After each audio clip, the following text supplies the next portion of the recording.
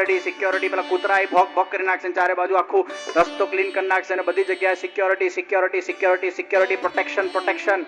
આગળ 10 ગાડી, પાછળ 10 ગાડી, આજુબાજુ એસ્કોર્ટિંગ ગાડી, અને ગાડીઓના વચ્ચે એ રાષ્ટ્રપતિ પ્રગટ થાય છે. પણ અમારા વિશ્વપતિ જ્યારે કૃષ્ણ પ્રગટ થતા હોય ત્યારે આગળ પણ ગાય, પાછળ પણ ગાય, અહીંયા પણ ગાય, इधर पर गाय. गाड़ियों के बीच में जो प्रकट होता है वो राष्ट्रपति है, लेकिन विश्वपति वो गायों के बीच में प्रकट होता है. રાષ્ટ્રપતિ આવે ત્યારે આગળ ગાડી, પાછળ ગાડી, આજુબાજુ ગાડી. અમારા કૃષ્ણ જ્યારે પ્રગટ થાય ત્યારે આગળ ગાય, પાછળ ગાય, આજુબાજુ ગાય. આગળ ગાય, પાછળ ગાય, અહીંયા गाय, इत गाय, उत गाय.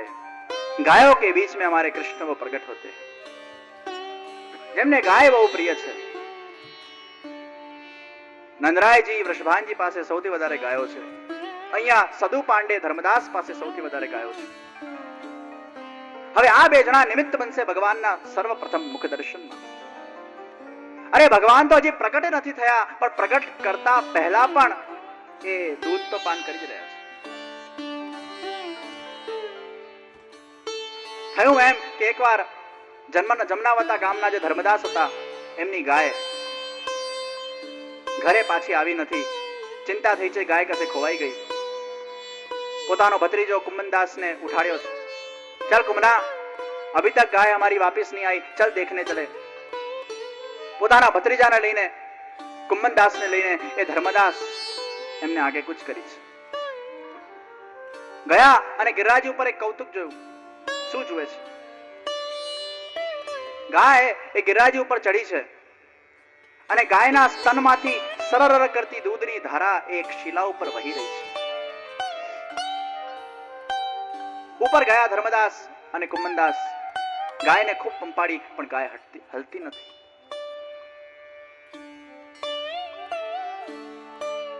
પૂંછડીને વાલ કર્યું, ગાય હલતી નથી. અને અચાનક આ બધું ચાલી રહ્યું હતું એમાં તો એક સુંદર મીઠો અવાજ આવ્યો. અરે ધર્મદાસ,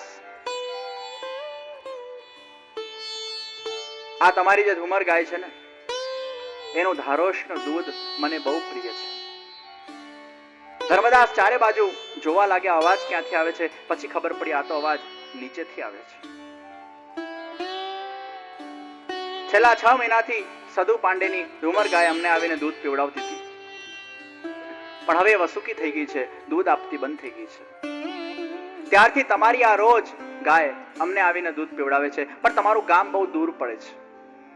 તમે એક કામ કરો, તમારી આ ગાયને સદુ પાંડેની ખીરકમાં જઈને છોડી આવો. એમના પાસે તો બહુ બધી ગાયો છે, એમને ખબર નહીં પડે ક્યાંથી આવી, અને એ ગાય બધી ગાયો સાથે ભળી જશે.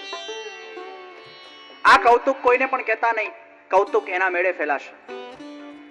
અને જ્યાં શ્રીનાથજી બાવાના એ શબ્દો પૂરા થયા છે ત્યાં ગાય આપોઆપ ચાલવા લાગી છે. શ્રીનાથજીએ ગાયને પ્રેરણા કરી છે તારે ક્યાં જવાનું છે, અને ગાયને ખબર છે મારે ક્યાં પહોંચવાનું છે. સદુ પાંડેના ત્યાં ધર્મદાસ અને કુંમનદાસજી ગાયના પાછળ પાછળ જઈ રહ્યા છે. ગાય આગળ છે, પાછળ ધર્મદાસ અને કુંમનદાસ. જોતામાં એ ગાય પહોંચી ગઈ છે સદુ પાંડેના ખીરકમાં. પાંડેજી બહાર નીકળ્યા છે. धर्मदास ने कहूं, पांडे जी ये आपकी गाय यहाँ कहीं घूम रही थी, अपने आप इसने रास्ता पकड़ लिया, संभाल लो इसे, नाहर को कोई भरोसा नहीं, कभू लपक पड़े. नाहर नो कोई भरोसा नहीं, क्यारे गाय ने मारी नाखे, संभालो आने. બહુ સારું કર્યું ધર્મદાસજી તમે. એ ગાય ત્યાં જોડાઈ ગઈ છે. ઘણા બધા દિવસ સુધી હવે એ સદુ પાંડેની ગાય એ શ્રીનાથજીને ત્યાં દૂધ પીવડાવવા જાય. થોડા દિવસ પછી સદુ પાંડે અને એના ભાઈ માણેકચંદને શંકા થઈ કે આ ગાય દૂધ કેમ ઓછું આપે છે અને રોજ ઘરે મોડી આવે છે. એકવાર સદુ પાંડે આ વાત માણેકચંદને કરી અને માણેકચંદે સાથે લઈને અને પોતાની નાની દીકરી 5 વર્ષની 6 વર્ષની નરો એને સાથે લઈને પાંડેજી પધાર્યા છે. ગાયના પાછળ પાછળ ગયા છે અને એ જ કૌતુક જોયું. ગાય ઉપર જાય છે, એને એની આંચળમાંથી સરળ કરતું દૂધ એ વહી રહ્યું છે. સદુ પાંડે ઉપર ગયા, આ કૌતુક એના આંખે જોયું, અને આ કૌતુક જ્યાં સદુ પાંડે જોયું છે, એમને મનમાં એક વિચાર આવ્યો, જરા આ શિલાને ખસેડીને તો જોઉં. એ દિવસ હતો ચૈત્ર વદ 11, અને ચૈત્ર વદ 11 ના દિવસે સદુ પાંડે એ શિલાને ધીરેથી ખસેડી છે, અને જ્યાં શિલા ખસેડાઈ છે ત્યાં તો શ્રીનાથજી બાબાના એ સુંદર મુખારવિંદનું દર્શન થયું છે. એ સુંદર એ નયન કમલના દર્શન થયા છે, સુંદર મુખારવિંદના દર્શન થયા છે. અને એ સુંદર મુખારવિંદના દર્શન કરીને સદુ પાંડેની આંખો એ વાણીએ સ્તબ્ધ થઈ ગઈ છે. એ દર્શન કરીને સદુ પાંડેને એવું થાય છે, આટલું સુંદર પ્રભુનું સ્વરૂપ મારા સામે પ્રગટ થયું છે, કઈ જ વિચાર આવતા નથી. અને હૃદયમાંથી એવો ભાવ થયો છે, અનેક જન્મોના જે મારા પાપો હતા એ આ સ્વરૂપના દર્શન કરીને ધોવાઈ ગયા છે. એટલું સુંદર સ્વરૂપ છે પ્રભુનું. એ દર્શન કરતા કરતા સદુ પાંડે થોડા સમય માટે ભાવ વિભોર થઈ ગયા છે, અને મનમાંથી ભાવો સરી પડ્યા છે.